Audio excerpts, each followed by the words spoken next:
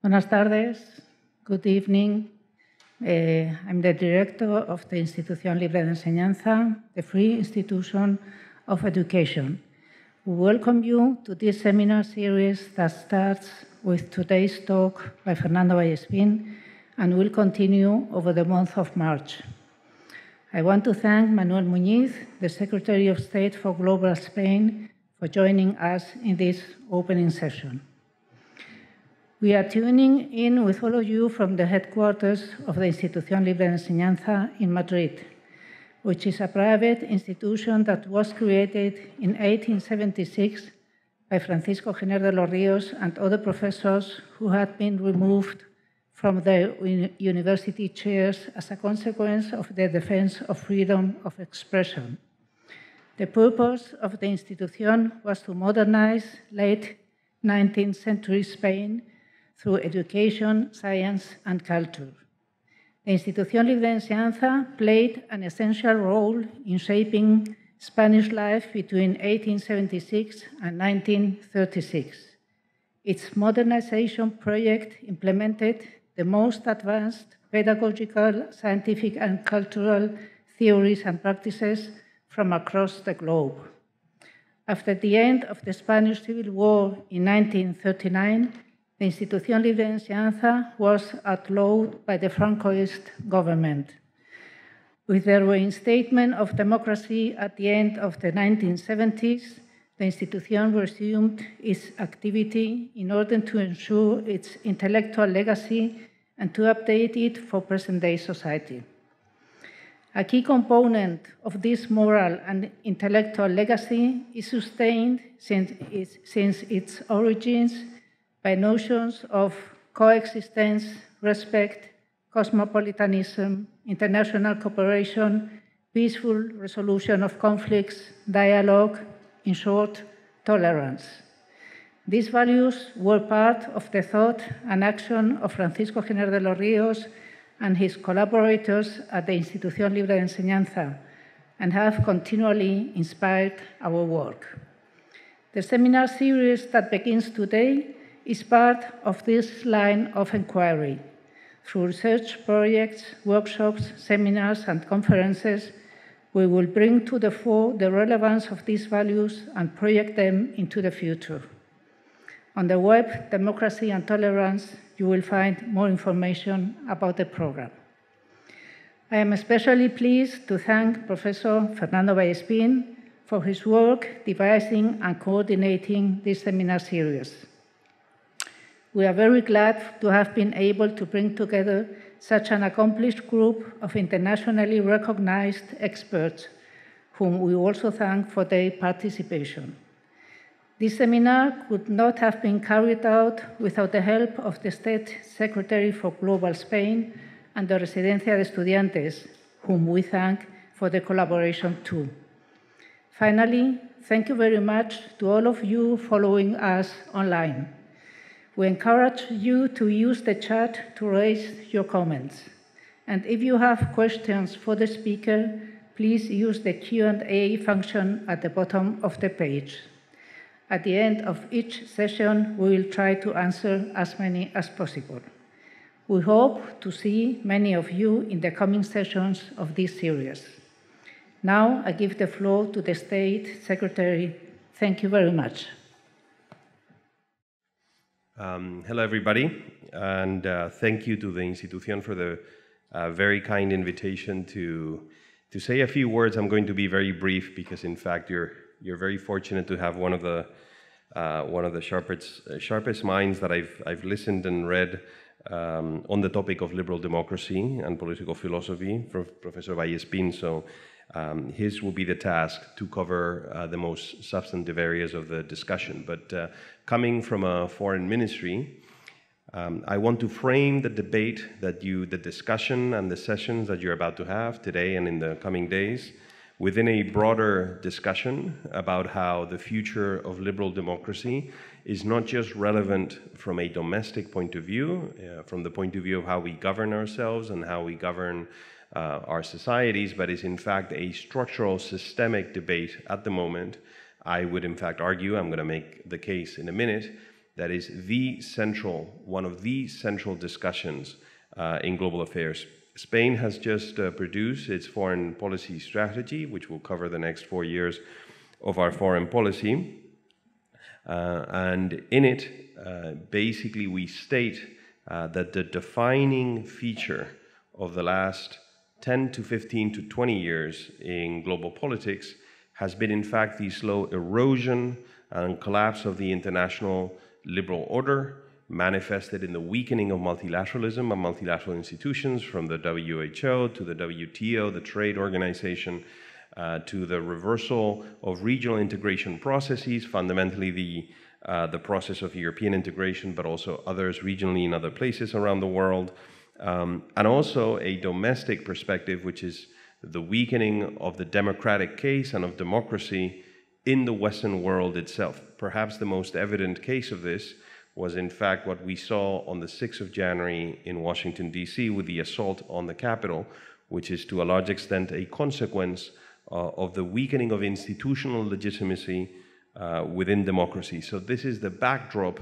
to global politics. And if in the 90s we were all speaking about the end of history, maybe not all of us, but as you probably know, and many of you have read, the very popular book by Francis Fukuyama, claiming that liberal democracy and open markets would basically steamroll through the world, and it was almost inevitable that eventually, if not all, almost the totality of societies around the world would be governed through liberal democratic systems, and would be made up of open markets and capitalist economies. If that was the thesis at the end of the Cold War, definitely today the picture is very different, and we're witnessing the return of history, and this is now a central debate to global affairs. Now, why is this occurring? Our thesis, and this is in fact contained also in the foreign policy strategies, there are two processes here. One is the rise of illiberal powers in the world, authoritarian powers, non-democratic powers. And the second is internal, which is the implosion of the liberal order from within, which is linked to the process that I was mentioning before of the weakening of democracy within democratic powers. I'm going to focus on the internal process, on this idea of implosion, because I think it's the most worrying, and it's in fact the one with the widest ranging consequences. Why are we seeing this in the West? Why do we see this level of political polarization in our political debate, this level of questioning of the legitimacy and efficacy of some of our institutions within the Western world? And why is that inspiring a foreign policy that is so revisionist and that seeks to upend or undo a large part of that architecture that we've built, all of us together, and by us I mean fundamentally the Western world, but not exclusively, since the end of the Second World War? The answer to this question is a very long one. I'm sure Professor Vallespín and others, and some of your other speakers will address this throughout the seminar. I would posit, and I would leave you with the thought, because I don't have time to go into this, and I'm sure you're going to see it in other sessions, that there's a fracturing of our social contract that is very much behind the politics that we're living in the West. And if I could summarize this in one phrase, there is something to our economic model, to the change of our economic model produced fundamentally by technology, but also by globalization, that is leading to the slow erosion and hollowing out of our middle class. And it's the weakening and the growing precariousness of our middle class that is leading to the hollowing out of the middle of our political spectrum. So these tendencies are correlated, and this is leading to a radicalization of our politics that is in turn producing this political convulsion that I was describing at first. Now, 2 quick points. What does COVID do to this? Because, I mean, we're all aware, I mean, I just took off my mask, but we're all aware that we're living under these very extraordinary circumstances due to COVID.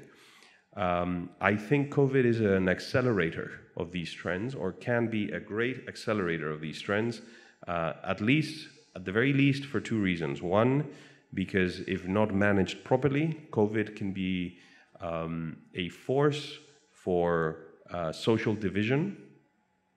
It has a very unequal impact across social groupings. Just to give you an example of this, about 3/4 of the employment that has been displaced here in Spain because of COVID was precarious employment, short-term contracts, low-paid jobs. We know that the impact of COVID on rural communities that have little access to public services is most severe. We know it affects single-parent homes most gravely because there's no way of distributing the task of taking care of children. We know that it increases the educational gap, particularly in households that have little access to digital technologies. So we know that if we don't build a response to COVID that takes these things into account, it will widen the social gaps that were producing the fracture that I described before.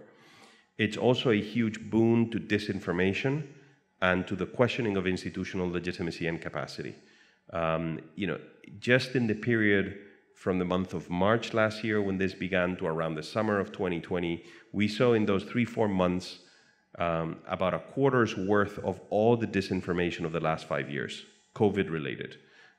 There's been a huge wave of disinformation linked to this, seeking to make us question our capacity to respond to the crisis, the motives of our political leaders when implementing policy, the ability of authoritarian regimes to deal with this much more effectively than democracies, etc., etc., etc.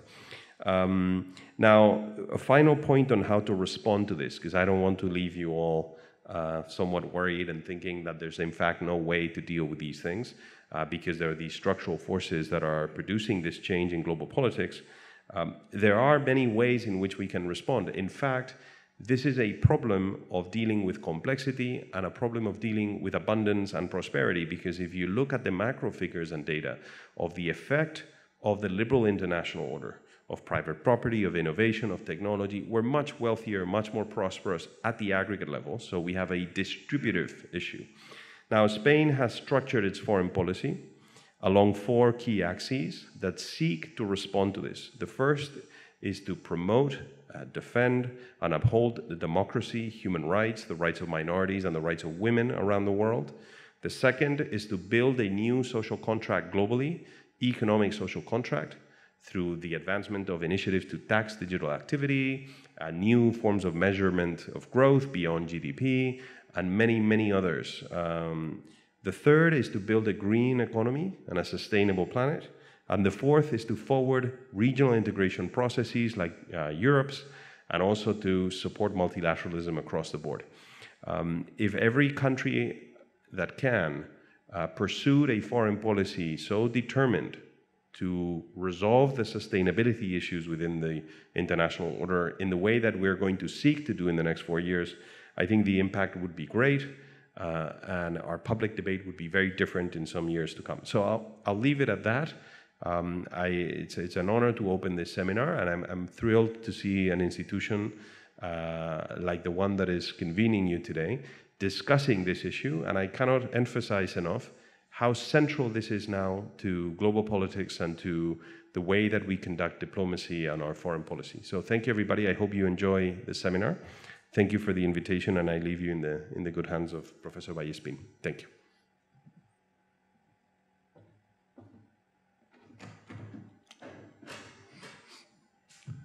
Thank you very much, Secretary of State. And I'd like to make also a special thanks to the Institución Libre de Enseñanza for having thought of me in order to coordinate this seminar.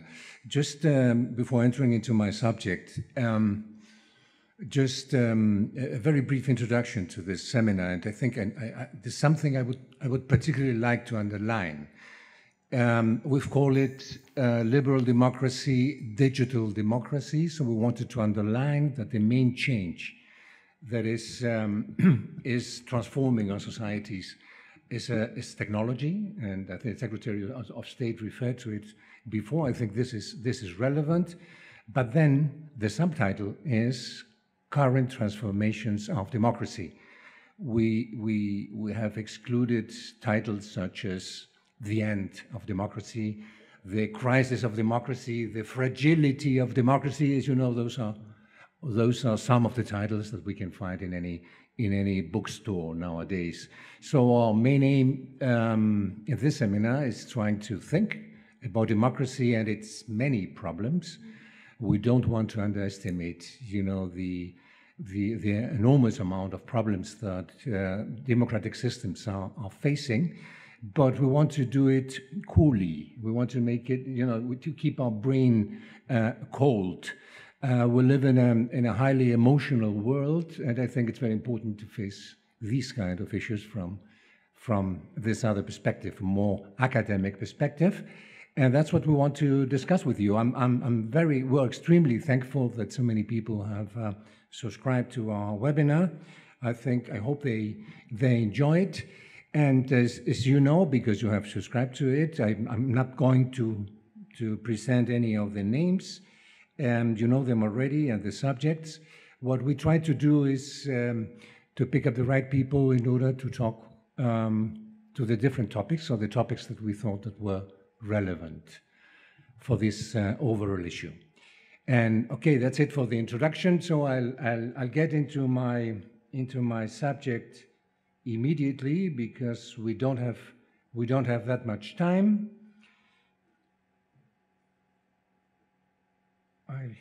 I don't know if you can, yeah. Here it is.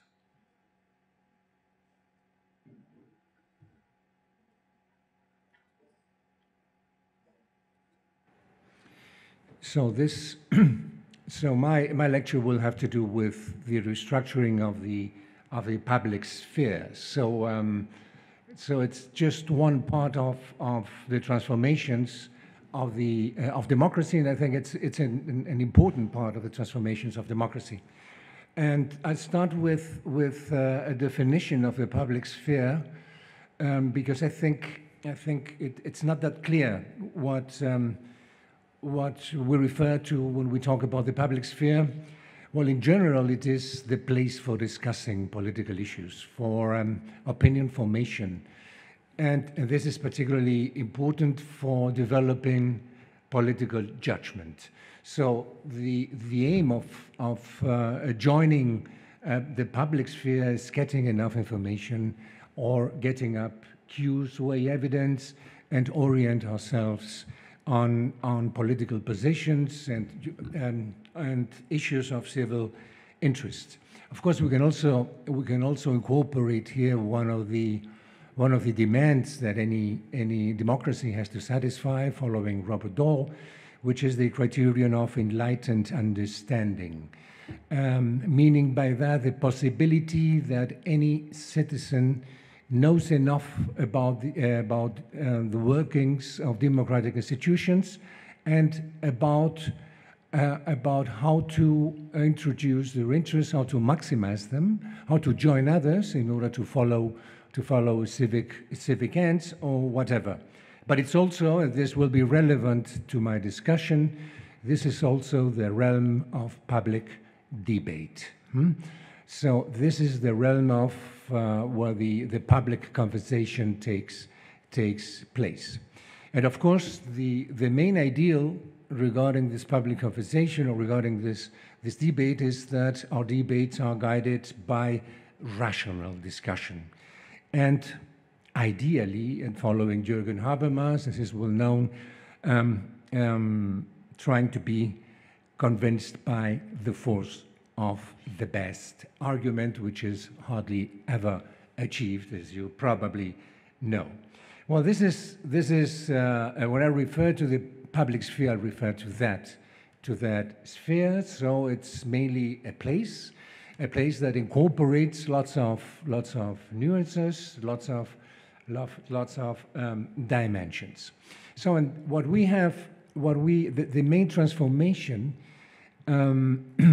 has been regarding the public sphere. The main transformation, we've titled this presentation "The Restructuring of the Public Sphere." So this restructuring has mainly been produced by the change from media democracy to digital democracy. Of course, by the development of the new communication technologies, which have transformed totally the public sphere. And so I will follow some of the main traits of this new or this restructuring of the public sphere. First, what we see here is the emergence of what Habermas again calls disorganized public sphere, referring to the loss of a common public world and its substitution by fragmented media consumerism through social media, what we call the logic of the swarm, by a highly privatized use of this new media. That's what Negroponte called, we can decide my daily me or daily me, so we can get the information that suits us individually, not that it has to be consumed for everybody. And of course, the famous echo chambers. So I'm not going to enter deeply into that. But the results of this new restructuring of the public sphere is increasing balkanization, polarization, the increasing presence as well of emotions, of fuss. And I'll also like to stress three more aspects, which are the creation of virtual communities. This has a lot to do with echo chambers, so that people get together with those with whom they have things in common. I love the name echo chamber, because that's something, when you say in an echo chamber, Trump is great, then you hear the echo, great, Trump is great. So it really defines what's going on in the echo chamber. But then the second point is that here we don't find arguments. We find a reactive language, hardly any dialogues. And third, what we perceive is a reinforcement of polarization, of resentment, of hate speech, and something which is absolutely new and which I particularly find interesting, which is that this new virtual reality has also become the object of the traditional, the observations of the traditional media, so to say, so that we have created a parallel reality, so to say. The traditional media was, so to say, made a second observation of what was happening in what we usually call the reality. And now what we find is that media also observe how the social media react to what's going on in actual reality. So we have so to say, we have the traditional media contemplating how reality impacts on social media and in general on the internet. And this, I think, strengthens even more their influence. So what are the effects of what I've been calling the restructuring of the public sphere? Well, first, I think this has created a continuous loss of what we may call auctoritas, of authority, suffered by every stance or domain of power. Here we can also incorporate the what has been called the end of the expert. So we'll talk a lot about technocracy and expertise in this seminar. So I don't want to enter too deeply into this. But what we can find is that positions that used to have authority have lost part of it and are being attacked as, in order to reduce the possibility that they are authoritized to hold the positions that they have. So if we recall the continuous fights between Trump and Fauci, when during the COVID crisis in the United States, here we have a perfect example of that. But the second, that loss of authority, that loss of auctoritas, has also affected traditional communication media, which are, of course, affected by what we may call a crisis of intermediation. So the traditional media are no longer the exclusive gatekeepers. This German sociologist called Niklas Luhmann, who holds the idea that everything that we know about the world, we know about the media, right? So this is, I think this statement is no longer true. What we know about the world, we know about the traditional media, but we know about, of course, direct observation, and of course nowadays increasingly by the internet. Then we come to the third point, which I think is the relevant one because it will connect to some of the main points of my presentation, which is that there's an enormous offer of information. There is an enormous offer of medial excitement, whereas on the one hand, but on the other hand, as we know, there's an enormous limitation of the human attention span, right? So we cannot read everything that we would like to read. We cannot attend all the media that we'd love to attend.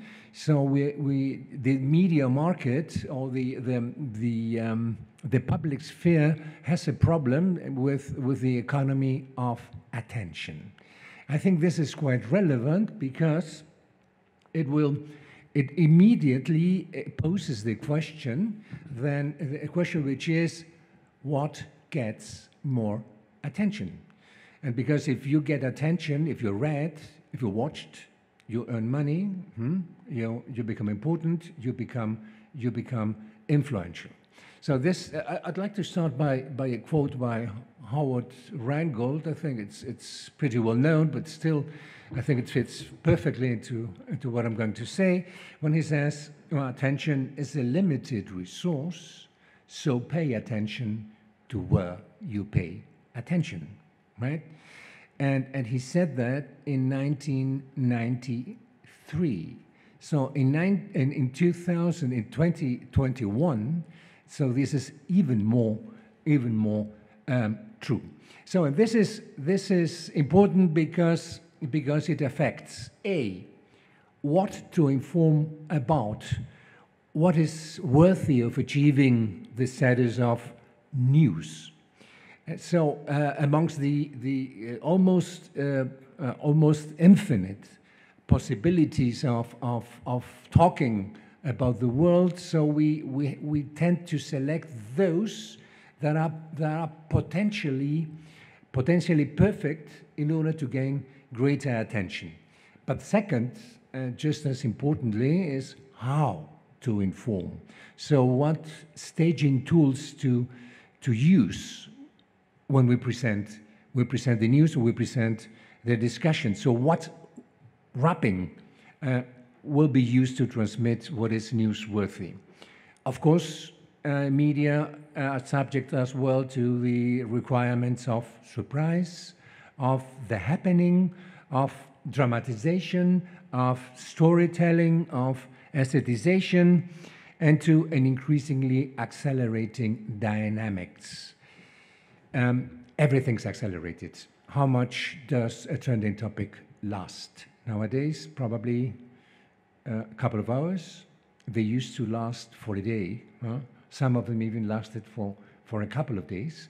Now it's sometimes just a question of half an hour. So this accelerating, media dynamics have always been accelerated, but in this case, the acceleration is total.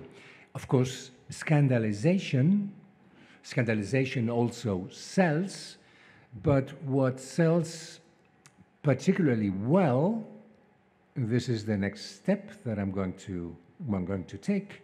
What sells particularly well is, of course, emotionality. So, and it sells so well, and it's so present in our political discussions that Neil Ferguson has also proposed the term democracy in order to describe our current democracies. Well, he recognizes that the first to use the term was his wife, Hirsi Ali, whom you probably know. So we've entered what within the social sciences has been called the affective turn. So now the problem that we have to face is how to differentiate between emotions and cognition.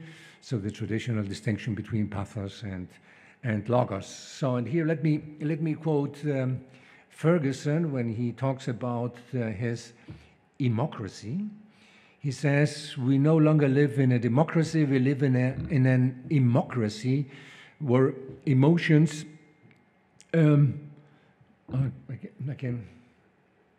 matter more than majority rule and feelings matter more than reason. The stronger the feelings, the better you are at working yourself into a fit of indignation, the more influence you have. And never use words where emojis will do." End of the quote. So this is, I think, rather dramatically how our emotional situation has been described.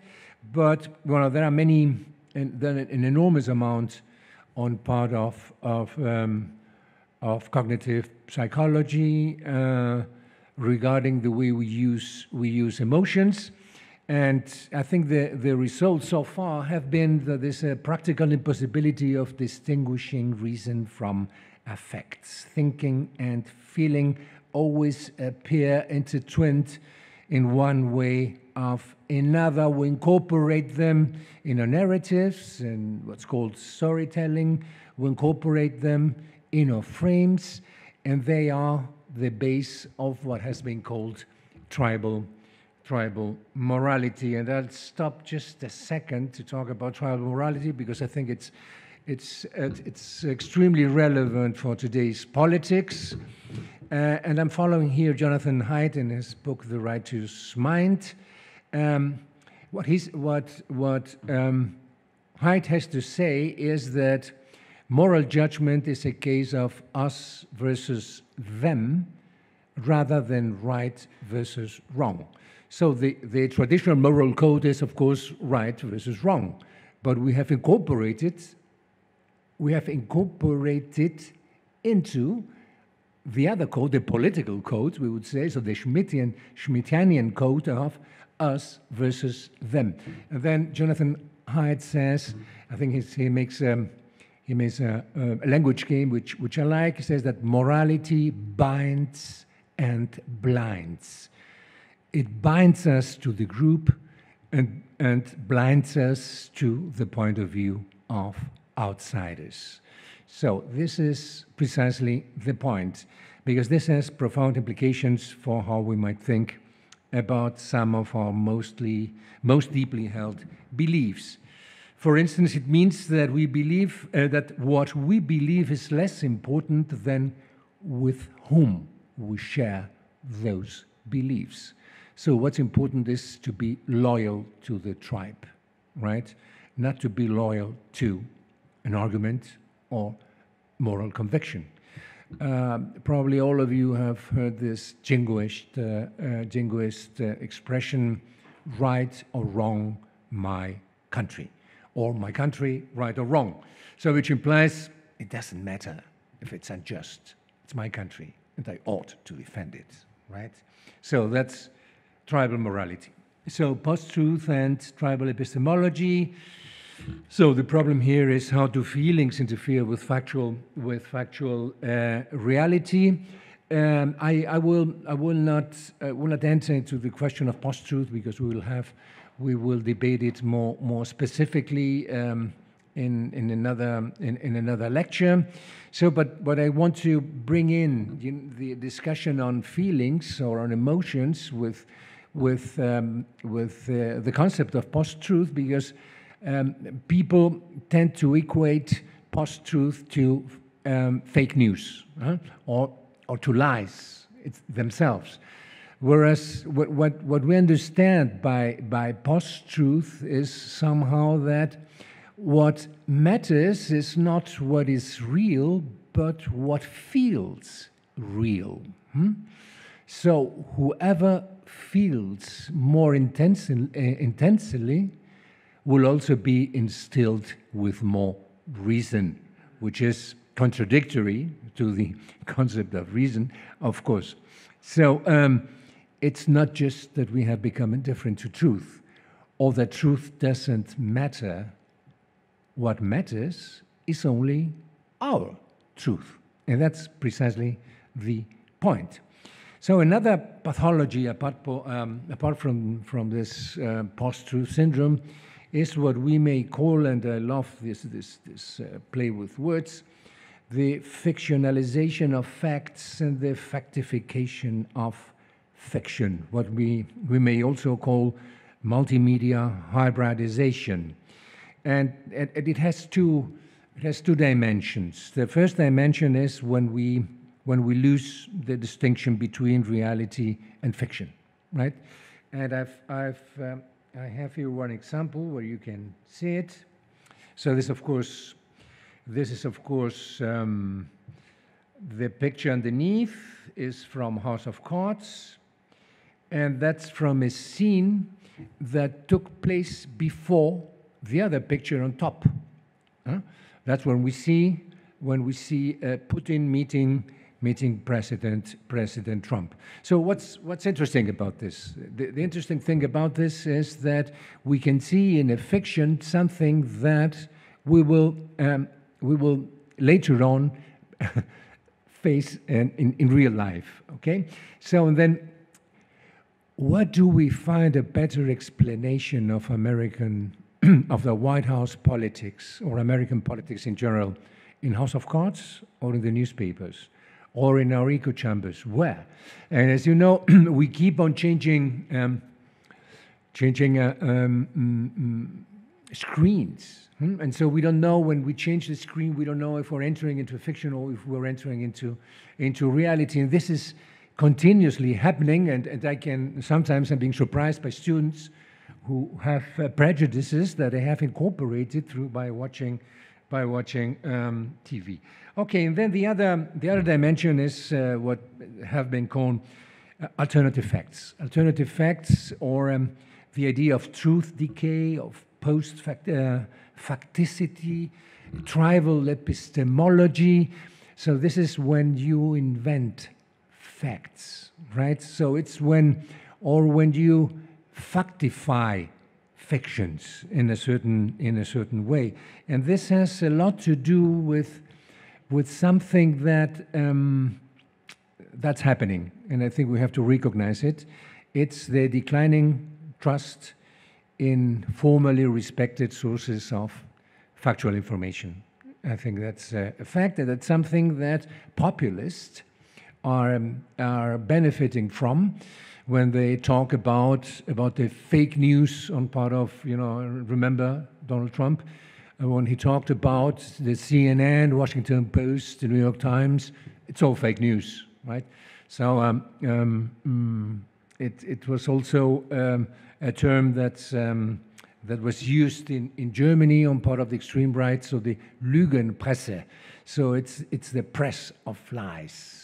So this is this other dimension of fictionalization of facts, factification of fiction. Okay, what's quite serious is this other dimension, the dimension of the potential manipulation or control of emotions, because emotions are there, have always been there. The problem is when they can be controlled on part of political actors. So what has been perhaps the most relevant change that these new technologies have brought about? And I think the most relevant change has to do with the following: that individual preferences, desires, and thoughts, which were previously only accessible to individuals themselves, are now open to external observers. So our minds are no longer a black box so that no one can look into ourselves. We are constantly leaving our preferences online through our digital footprint. So we don't need to say what our preferences are because someone already knows what they are.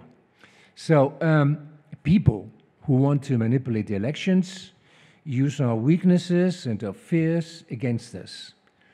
And this is happening mainly through bots, through information that we get, the way we are being just, as we're being, or we might be influenced by commercials, by this what we may call economic surveillance. We're also being attacked by what we may call political surveillance. And here I have a quote by Yuval Harari. This is a marvelous article, Why Technology Favors Tyranny, which he presented in The Atlantic. And he says the following: once somebody gains the technological ability to manipulate the human heart reliably, cheaply, and at scale, democratic politics will mutate into an emotional puppet show. Sounds dramatic, but it will be done, probably. At least Harari has no doubt about it. He wrote also recently something regarding this last year, the COVID crisis, and what he said this in an interview with El País. What he said is, we will not remember 2020, we will not remember the virus because of COVID-19. We will remember the virus because it was the time when the state started to control us, in all aspects of our lives. So this is when everything is starting. In order to control simply a health situation, sanitary situation, we may slowly switch over to something different. I want to underline this position. We don't have much time, so I'll try to be quick. So I'd like to say something more about this economic and political surveillance. Regarding economic surveillance, I think the book by Shoshana Zuboff is really marvelous, and you have to read it, although it's a thick book.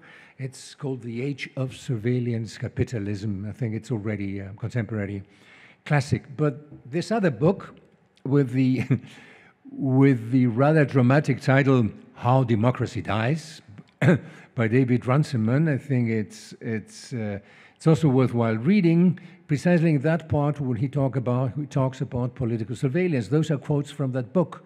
And I think this quote you should stick, you should put above or on your computer. To search is to be searched. The more you want to know, the more someone knows about you. This is the message. So whenever we go online to dig up new information for ourselves, we end up handing over more information about ourselves to all sorts of interested parties. And the problem is that we don't know who they are. Because when we give information to the state, to government, we know to whom we're giving information. And we know the control mechanisms that there are in order for government not to overdo make a reckless use of that information. But the problem is that we don't know who gets that information. How can we tell when a search for information will morph into an opportunity for further manipulation? As you see, these are some of the problems. So, up to now, we have seen the bottle, so to say, half empty, right? So we've only seen the bad part. And now maybe we should look at the other side. We should try to see the bottle, so this restructuring of the public sphere from another perspective. So the question that I'd like to put is, well, is this really that bad for democracy? Is this as serious as it seems?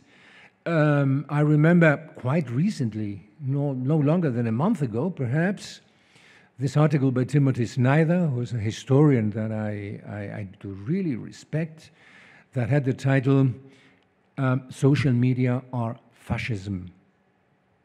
Is that really so? I mean, is that true? So, again, should we dramatize or are things not as bad as they seem? So, so I think we should put two further questions. First, what is really new? What has really changed? Because as a political scientist, what I realize more and more is that I know this quote by George Santayana, the Spanish-American philosopher, who said, the more I change, the more I am the same. Which express very well what happens when we live, no? and we see how time passes. So the more we see politics change, the more they are the same. So politics in the end don't change that much. So if you read Machiavelli today, Machiavelli has still quite a lot to tell us about what's going on, or even Aristotle, right? So what's really new? Are these new technologies putting everything upside down or not? Because we might have fallen into what we may call a golden age syndrome, that every past has always been better than the present. Well, I think we have lots of problems. I want to say it beforehand, but maybe they're not. I mean, maybe we're not on the brink of disaster. So, but this is, I think I don't have time really to answer in depth the first question, what is really new, but the second question, I think is even more relevant, which is, so who is really benefiting from this situation? And then there's another question, which I won't answer because I don't have the time, but which I hope that the seminar as a whole gives an answer to it, which is, what have we lost and what have we gained? I think it's, in order to make a balance, so to say, okay, so what's lost? So we have to say goodbye to maybe to certain political practices or whatever, and so, and have we gained, this process something? Is there something that is really worthwhile, that's better than what we knew, or just on the contrary? So what is really new? Well, there are not so many things that seem to be new if we look at it in detail. What we find is that the segmentation of the public sphere, I started with this. Segmentation of the public sphere has always been one of its features, just like being a public sphere asymmetric, defectual, that the actual possibilities for political action, for political judgment are not really fairly distributed. So the asymmetries have always been there. I think, so therefore we have to think about the traditional media. Traditional media were also partisan media. So newspapers started being partisan newspapers. They used to defend the proposals of a certain political party. I think that's quite obvious. They changed later on, but this golden age of traditional media, I think never really existed. Never really existed. I think the problem is not how far the public sphere has been transformed. I think the point, what should interest us is that there is enough space for a plurality of opinions and for understanding the basics of ordinary democratic life. On the other hand, we still have the press. I mean, my refuge when following American politics has been the New York Times and the Washington Post, right? So, and they're there. I mean, they have not disappeared because of social media. They have not disappeared because of WhatsApp or whatever, right? So in that sense, we have the old system living together with this new noise of social media and the internet in general. So I think the problem is, how can we muddle through the noise and this new kind of conflicts? Second point is, well, as I said at the beginning, the public sphere is the place where we interact with each other, where we deliberate, where we discuss public of common interest. So the question here is if there's enough deliberation to counteract what I've called the noise. And I think it's important that we stop a bit and think about how political convictions do really work. Because maybe we have put too much hopes in deliberation, in rational deliberation, as a means to achieve rational agreement. So we have perhaps confused the argumentative uses of speech with the strategic uses of speech. And in politics, the strategic uses of speech are, of course,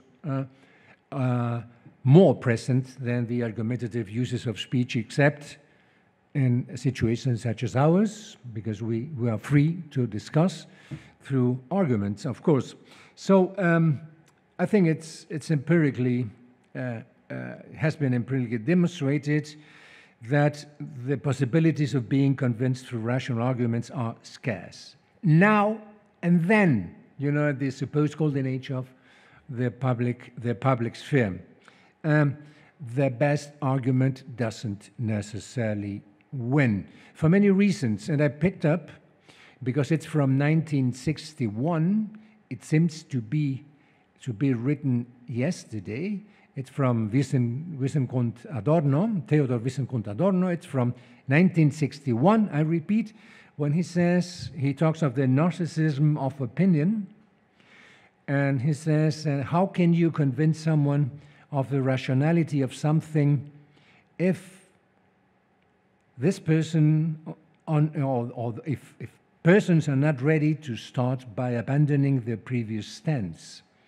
Our conversational partner must at least be willing to listen, and that is precisely what she will not do if she does not want to be contaminated by the opinion of others.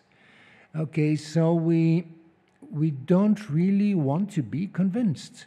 So political conviction doesn't happen except in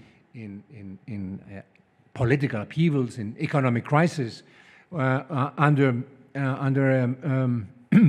accelerated social change. Do people change their political positions? But if not, people tend to keep their political positions. They may change them, but to closer positions. So one can move from one rightist party to another rightist party. So to make the move to the Greens, for instance, from part of the rightist party is not that simple, although it can happen, of course, because people tend to change their mind, but there are no sharp turns. No matter how much the contribution of the opposing forces is rationally overwhelming. So you might have the best speech and nevertheless not achieve the possibility of convincing people of your position. So political debate is not about exchanging arguments in the end, it's about presenting arguments. Have you ever realized, have you ever watched a parliamentary debate when the opposition says to government after a speech on part of the government or after a discussion, we're going to change our votes. You have convinced us. Marvelous arguments. Oh, yes, we'll change. Never, ever. So what do they do that? Well, they do it in order to present to the public so that the public knows how those that they have voted argue about something of which they are already convinced. So that's more or less how it works, right? So I think that in that sense, this has always happened, and this is now happening, even though using stronger means, so to say. So let's switch to the other question that I wanted to give an answer to. So I'll be very quick because we're out of time. If not, we won't have enough time for debate. So, qui prodest, as we would say in Latin, well, as we may say in Latin, who benefits from this situation? And I think there's a clear beneficiary, and this explains in part the success of populist discourses that have contaminated even the way that other political forces bring into public opinion. I think populism has greatly benefited from this restructuring of the public sphere, and they are actively contributing to restructure it again and again. So why? Because populism is not really, even though some of my colleagues tend to see populism as a thin ideology, as they say, I think it's not so much an ideology, it is mainly a political mobilization strategy. It's a rhetoric. This mobilization strategy, this rhetoric it's being put into practice through performative activism, through public intervention, through communications of all kinds, in framing stereotypes that facilitate the construction of a we in construct to another, to an opponent. So populism discourse is based on the possibility of fostering divisions and polarization. I like this sentence by Jan Werner Müller, one of the greatest experts on populism nowadays, so that when he says that symbolic gestures come to trump slow and hard thinking. So the symbolic gestures, the polarizing gestures, communications, polarizing rhetoric on part of the populists foster emotions, foster the simplification of messages, fosters what we may call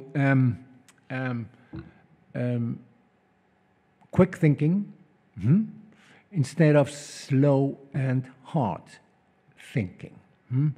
Thinking fast and slow, you know this book by Kahneman, which became a bestseller.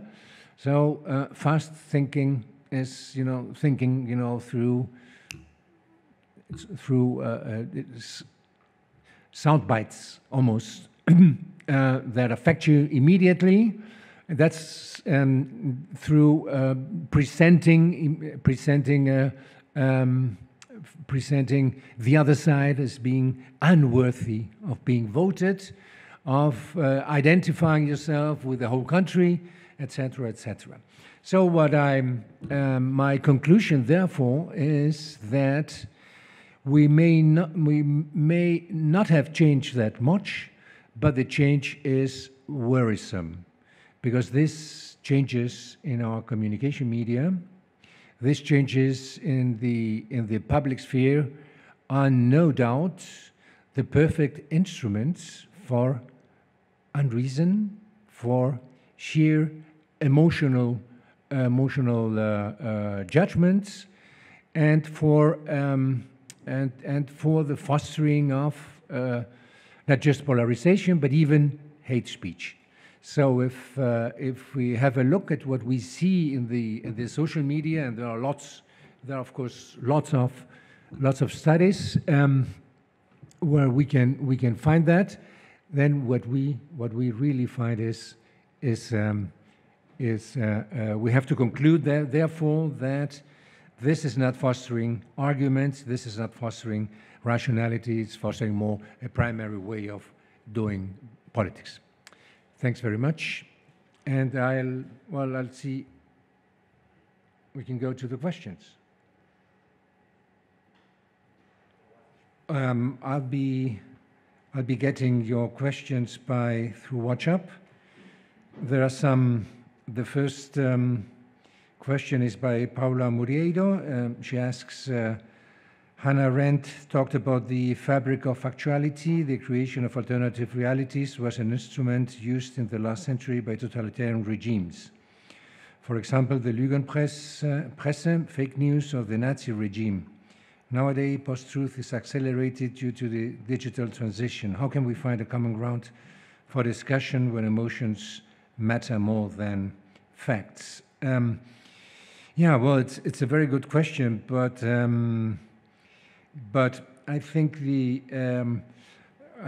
question nowadays is not so much as with totalitarian regimes, where the point was that the one creating fake news was government, was the regime. The one who controlled all sources of power was indeed the state. Nowadays, fake news are produced by everyone, or by almost everyone, by all parties. Fake news are the products of press releases, are the products of bots, are the products of even political parties. So it's difficult really to rely on some of the information. But this doesn't mean that we cannot achieve the truth.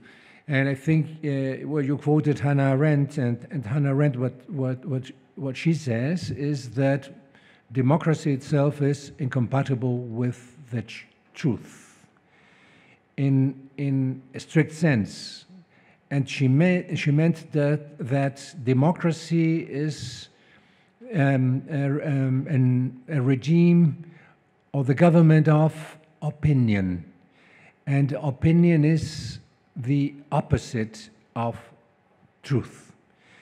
But that our opinions should be based on objective facts. So facts are true or untrue, but we cannot apply that to opinions, right? So opinions can be more or less convincing, but we cannot say that opinions are truthful, right? So they might be backed by better arguments, of course, but that doesn't mean that they are backed by the true arguments.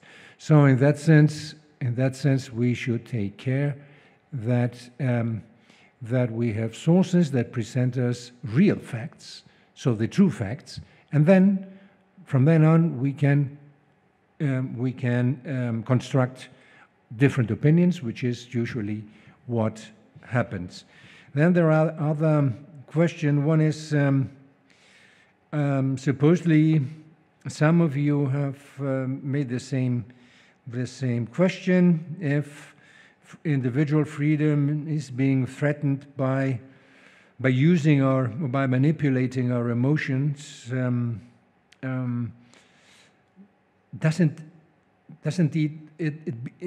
it a threat to liberal democracy, which is based on the individual sovereignty of the citizen?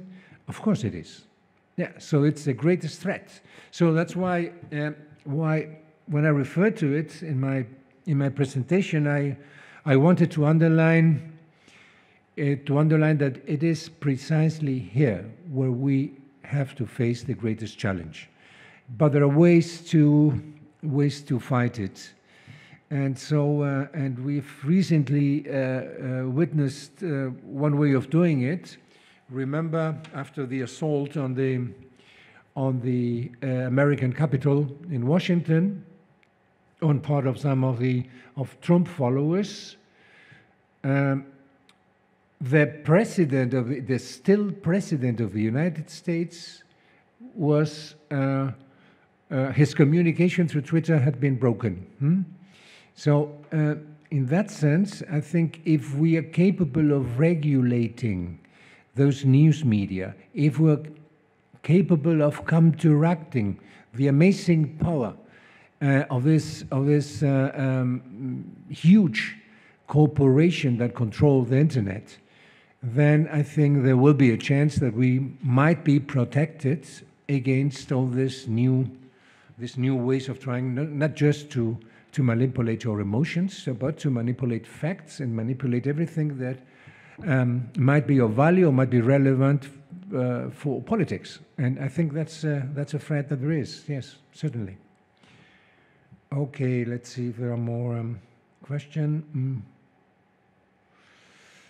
Carmen Hormigo, my impression is that the political discourse shows a total lack of connection with the citizens. That is why I believe that there is a lack of commitment and moral convictions, and that permeates the citizenry and harms liberal democracies. What do you think will be possible evolution in the near future if this inconsistency and banality of the political discourse is not corrected? Okay, again, yes, we live under certainly under a banal or frivolous, or however you may want to describe it, discourse in politics.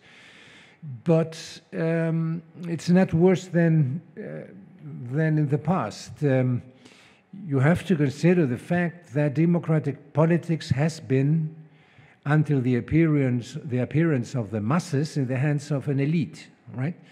And even after the appearance of the masses and after mass society, what we have witnessed is precisely the appearance of leaders that took over mass parties, and that in those mass parties, those masses were certainly directed by those leaders.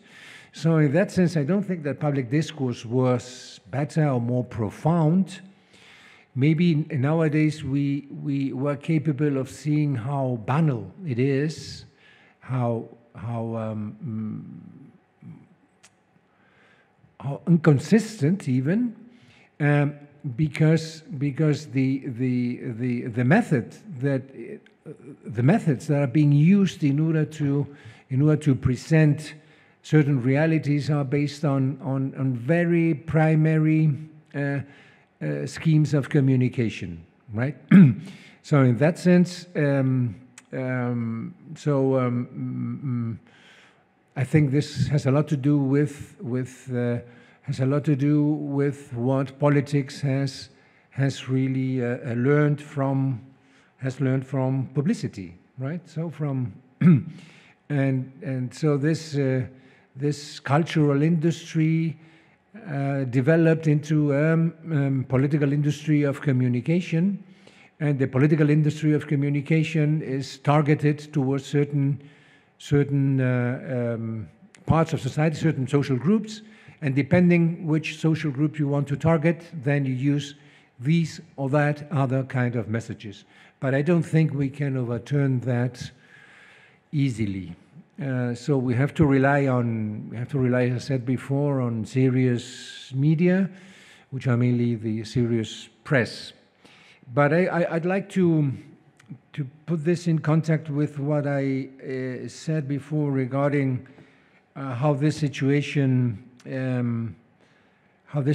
benefits populism. We cannot forget that the last restructuring of the public sphere happened with television, in particular when television, at least in Europe, became private. The private channels of television appeared.